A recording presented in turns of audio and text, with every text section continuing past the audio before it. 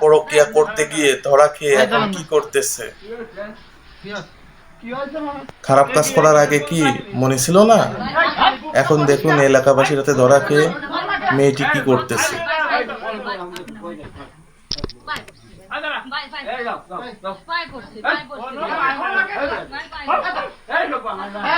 খারাপ কাজ করার আগে মনে ছিল না, এখন হাত পা ধরলে হবে?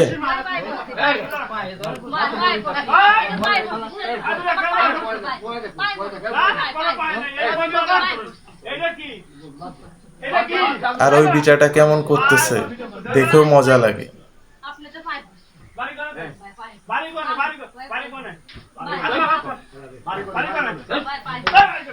আমি বলবো ঠিক কাজ করেছে এলাকাবাসীরা। খারাপ কাজ করার সময় মনে থাকে না।